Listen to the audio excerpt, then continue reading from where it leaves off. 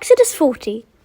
Then the Lord spoke to Moses, saying, On the first day of the first month you shall set up the tabernacle of the tent of meeting. You shall put it in the ark of the testimony, and partition off the ark with the veil. You shall bring in the table, and arrange the things that are to be set in order on it. And you shall bring in the lampstand, and light its lamps. You shall also set the altar of gold for the incense before the ark of the testimony, and put up the screen for the door of the tabernacle. Then you shall set the altar of the burnt offering before the door of the tabernacle of the tent of meeting. And you shall set the laver between the tabernacle of meeting and the altar, and put water in it. You shall set up the court all around, and hang up the screen at the court gate. And you shall take the anointing oil, and anoint the tabernacle and all that is in it, and you shall hallow it and all its utensils, and it shall be holy. You shall anoint the altar of the burnt offering and all its utensils, and consecrate the altar. The altar shall be most holy, and you shall anoint the laver and its base, and consecrate it. Then you shall bring Aaron and his sons to the door of the tabernacle of meeting, and wash them with water. You shall put the holy garments on Aaron, and anoint him and consecrate him, that he may minister to me as priest. And you shall bring his sons and clothe them with tunics.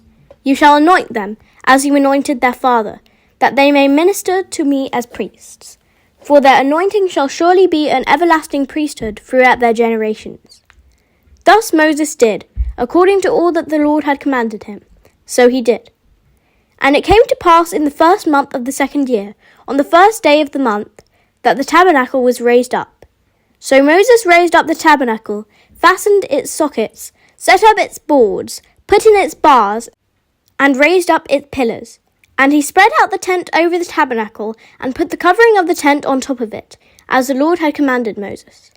So he took the testimony and put it into the ark, inserted the poles through the rings of the ark, and put the mercy seat on top of the ark. And he brought the ark into the tabernacle, hung up the veil of the covering, and partitioned off the ark of the testimony, as the Lord had commanded Moses.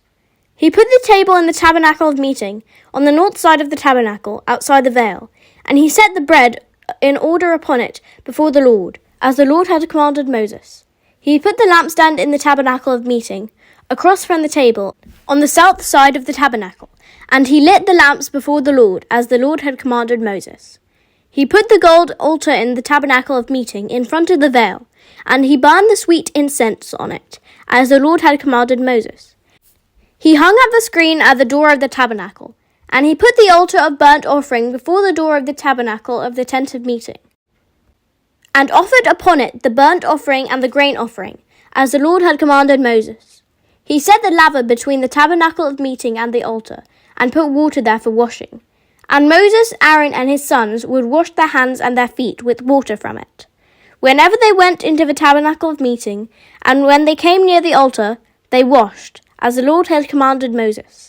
And he raised up the court all around the tabernacle and the altar, and hung up the screen of the court gate. So Moses finished the work. Then the cloud covered the tabernacle of meeting, and the glory of the Lord filled the tabernacle.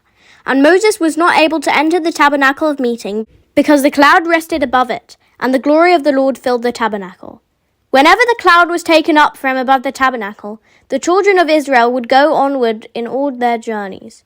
But if the cloud was not taken up, then they did not journey till the day that it was taken up. For the cloud of the Lord was above the tabernacle by day, and fire was over it by night, in the sight of all the house of Israel throughout their journeys.